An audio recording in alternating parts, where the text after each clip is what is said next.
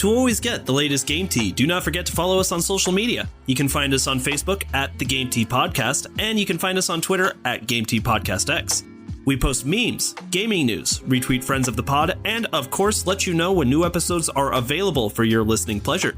Links are all available in the description of this episode, so check them out after the show, and thank you so much for listening to the Game Tea Podcast.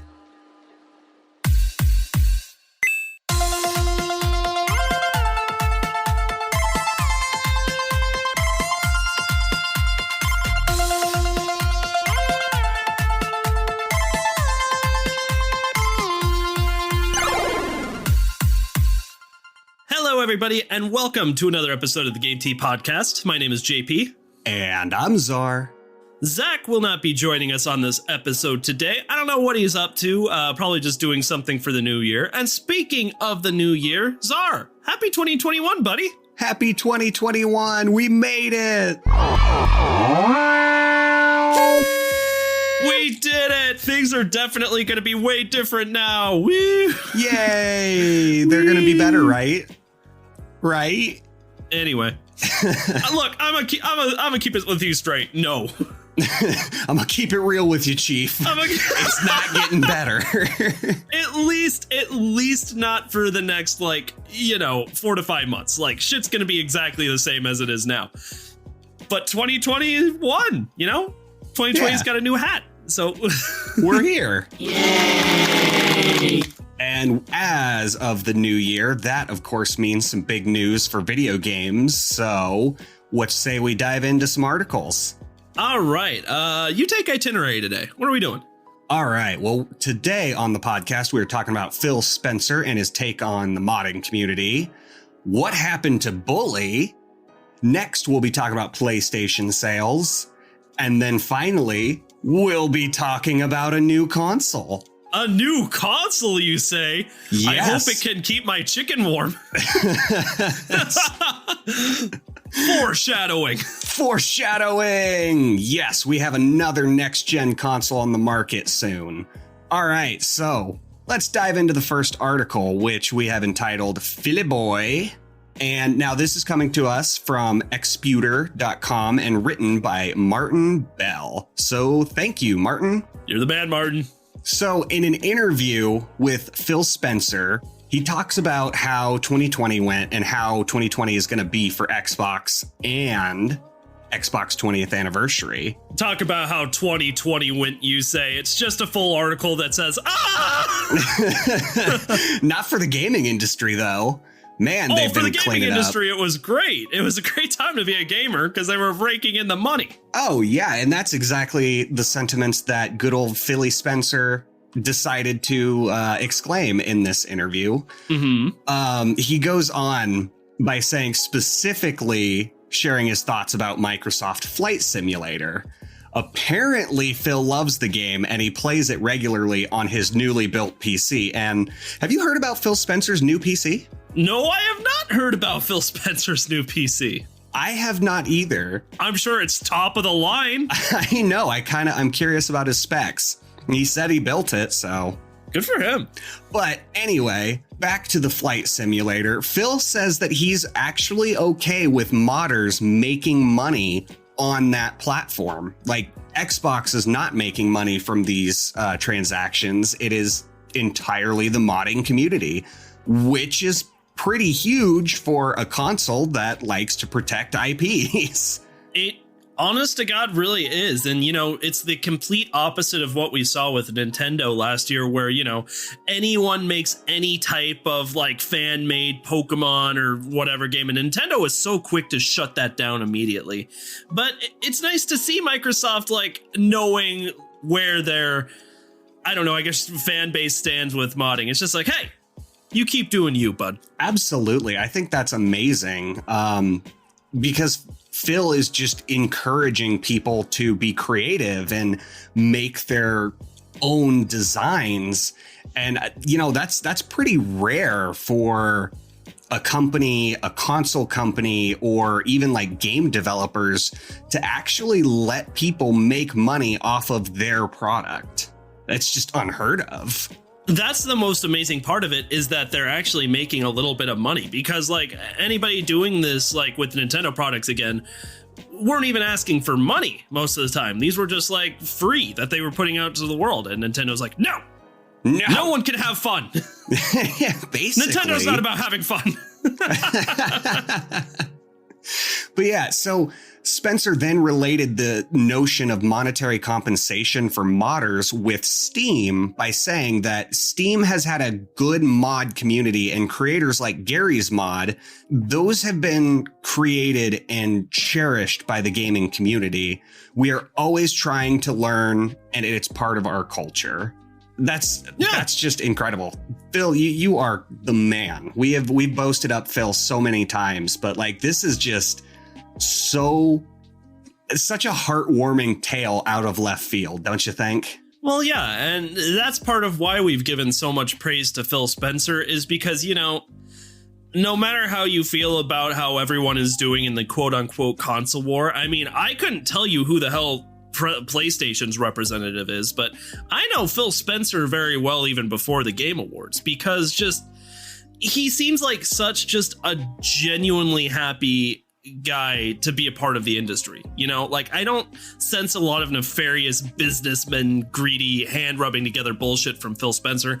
He just genuinely seems like a nice guy that wants to see his company succeed and give something to gamers. I don't know. I don't know. Phil Spencer, you are just too likable.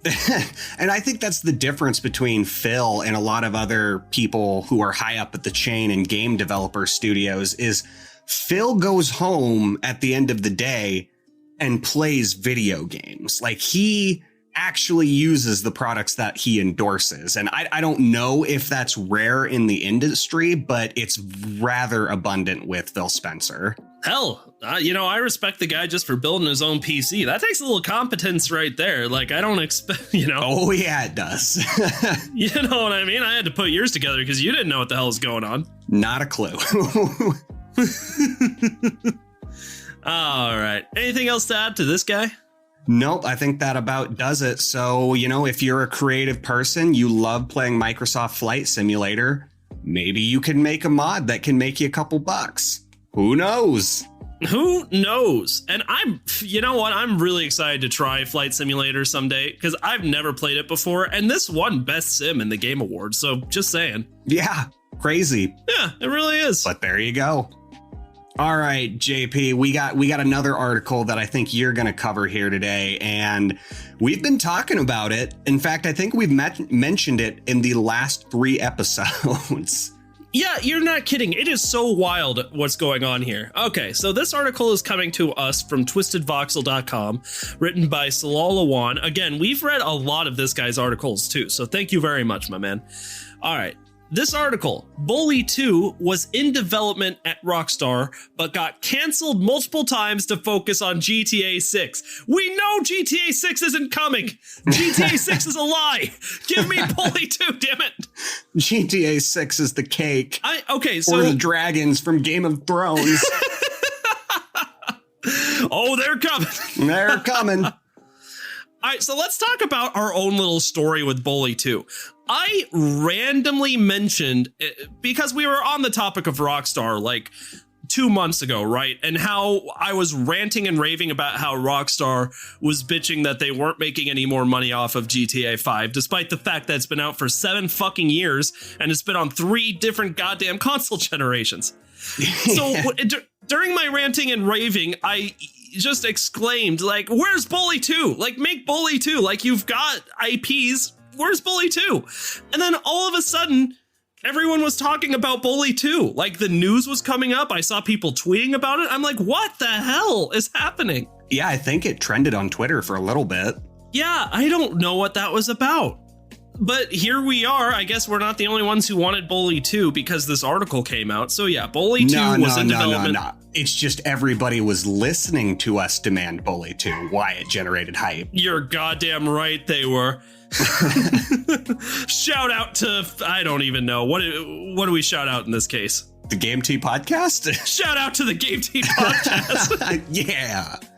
All right. So anyway, let's actually get into this article.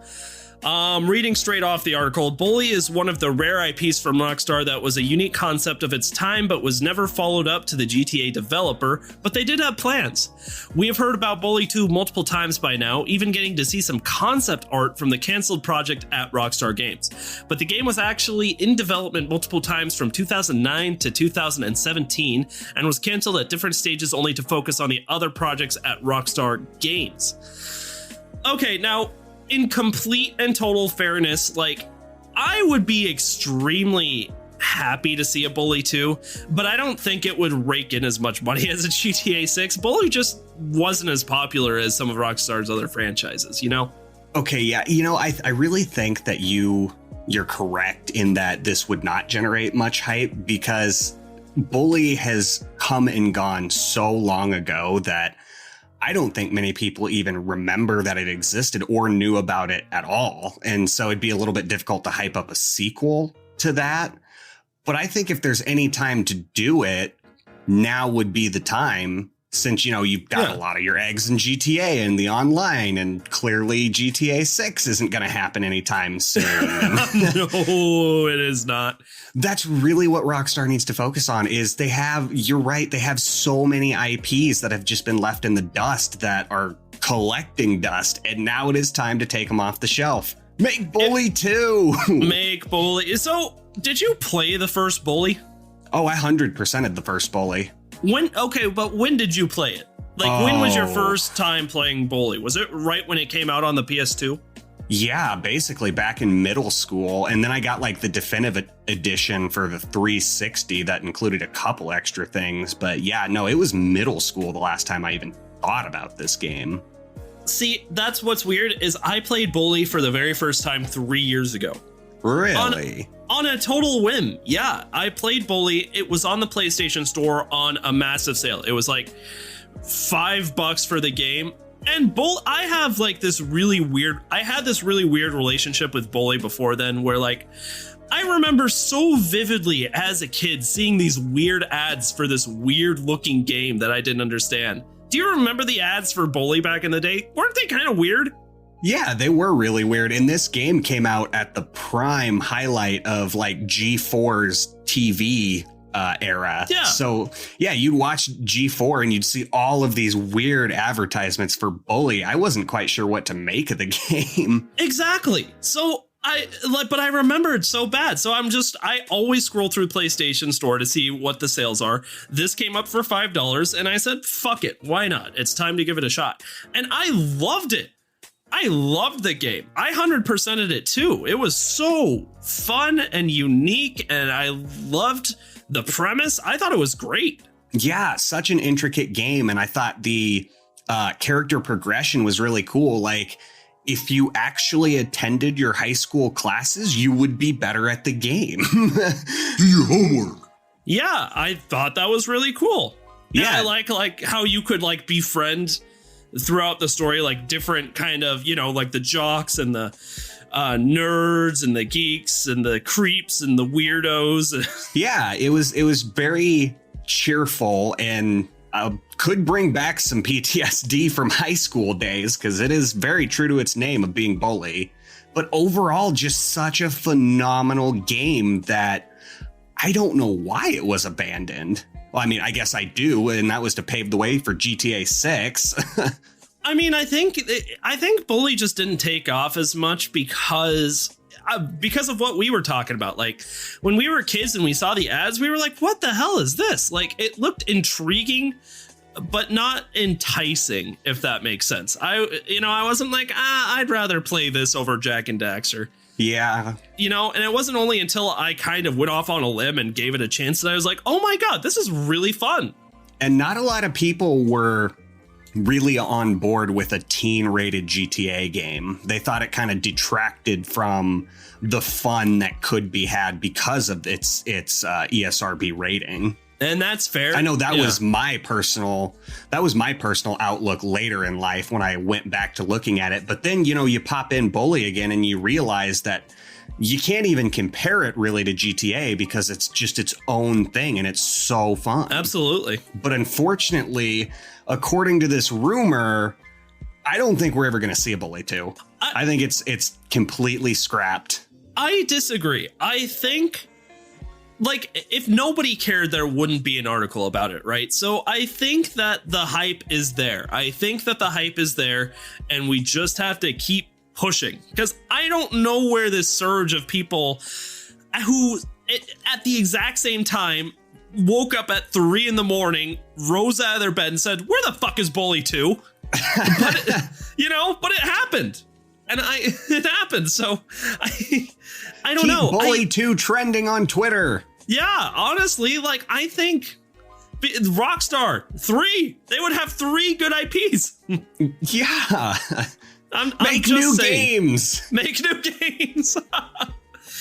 Okay, so to summarize this article, yes, Bully 2 did again, after a long stream of getting delayed because of GTA, get delayed because of another GTA. Like, you know how it goes. But what I see in this article is honestly hope that maybe we will see that sequel. Maybe we finally gotten enough people to show their interest where we can start to see Rockstar recognize the interest. Wouldn't it be interesting to have more? Have you seen that meme of like that guy in the staff meeting who gets thrown out the fucking window for suggesting something stupid? Yeah. Not even something stupid, something like simple, like practical and reasonable for the company.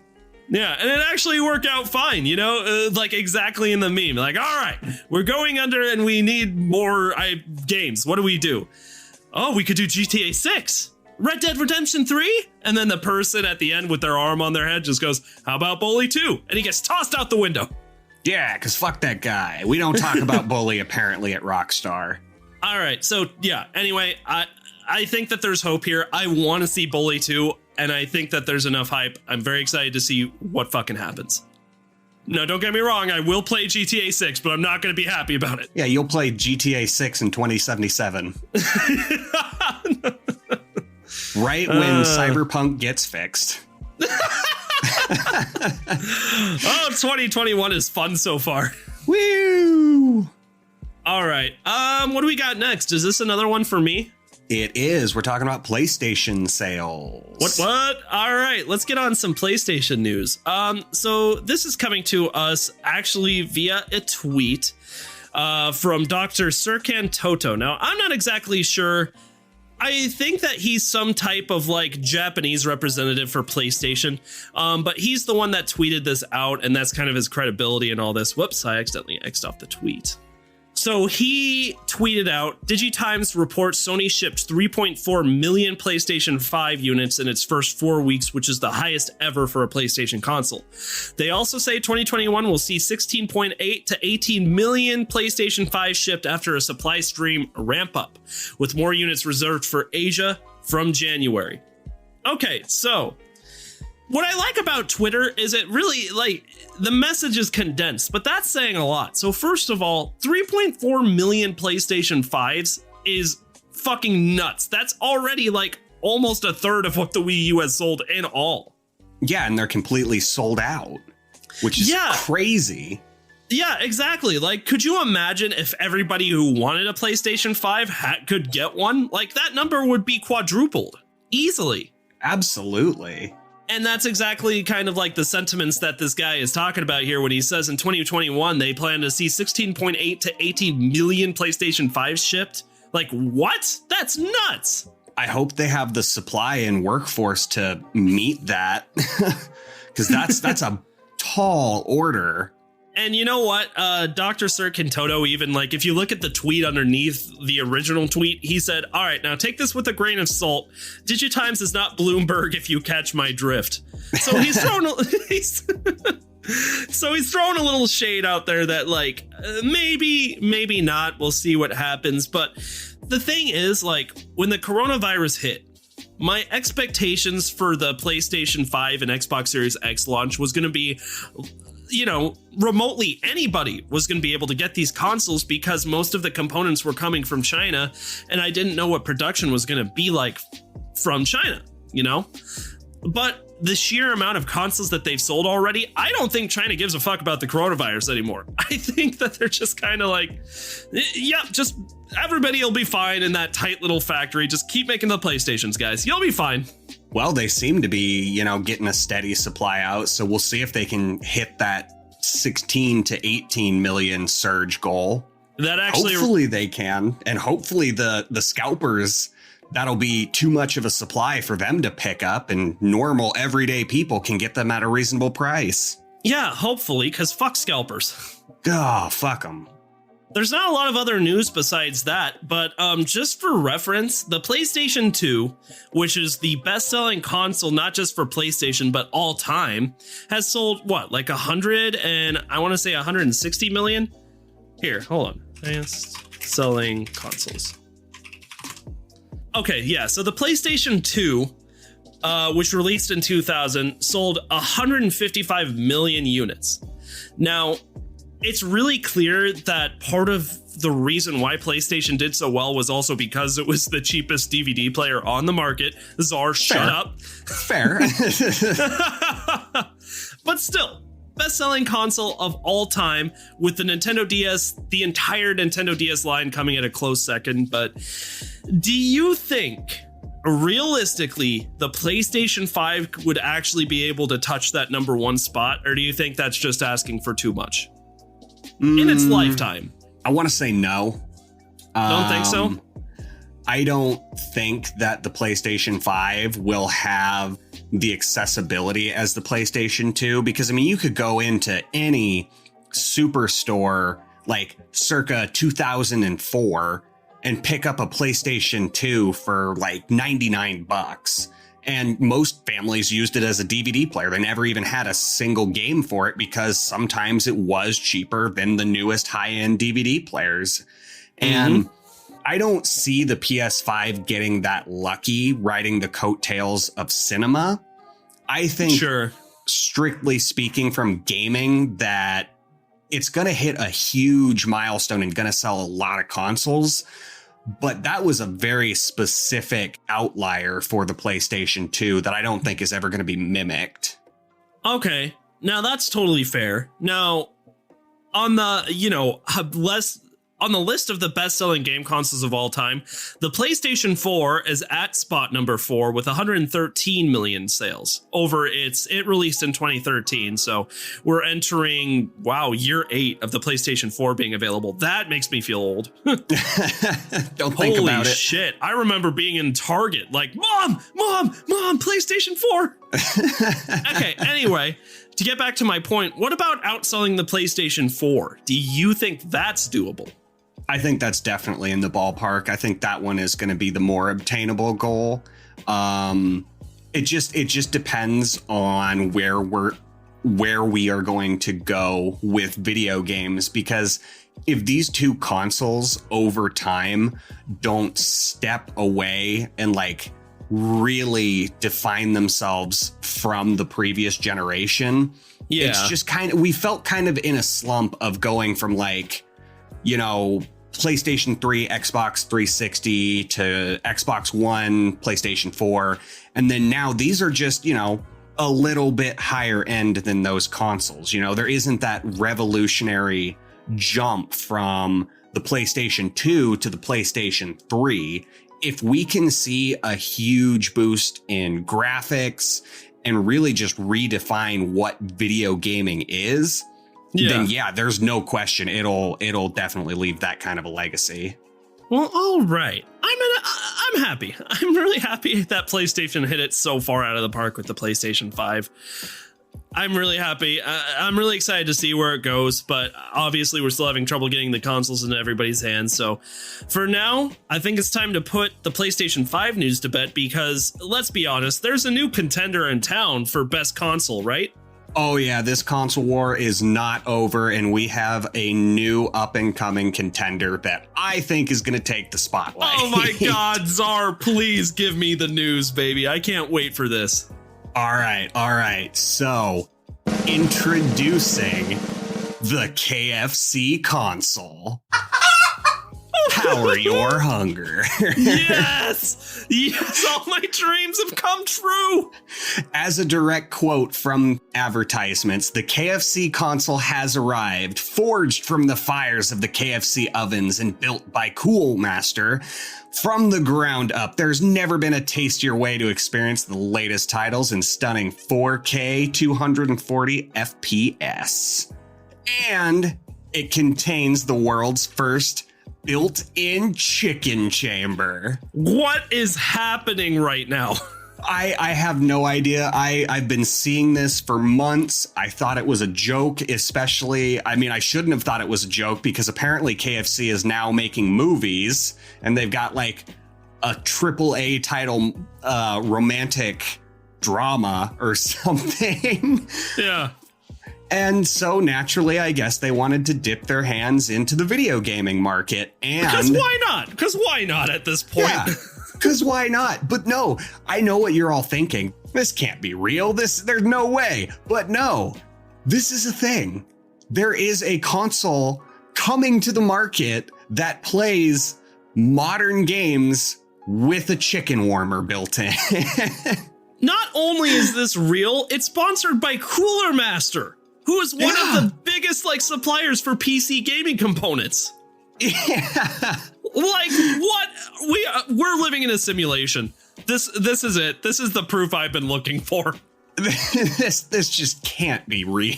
Like, oh my god. Okay, I'm ecstatic. I'm giddy. I don't even know where to start with how excited I am by this. Another quote just to keep this hype rolling. Never risk letting your chicken go cold again thanks to the patented chicken chamber. Utilizing the system's natural heat and airflow, you can now focus on your gameplay and enjoy hot, crispy chicken between rounds. Fucking genius. That to me sounds like they're utilizing the heat that the console produces just by being on to heat your chicken. I'm not gonna lie, that's clever. Genius. That's pretty clever. I didn't know I needed something so much until I saw it. Because I've thought about that before. I'm like, you ever touch your console after a long gaming session? You're like, I could bake a cookie if I put dough on top of this fucking thing. Yeah, well, now you can cook chicken with it. All right, so let's talk about some of the specs for this thing, because it not only is revolutionary in the chicken industry, it's actually got some pretty cool specs to it. Yeah, that's the most surprising thing, is that it's not gimmicky. They actually put tech into this.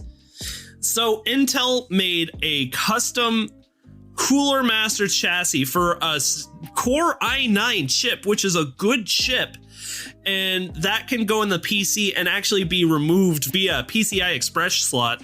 So that means that it's interchangeable. And the same thing for the GPU. Like, it's an Asus high-end GPU, which means that you can upgrade this thing too, Damn, so not only is this actually in existence, but you can mod this and upgrade it.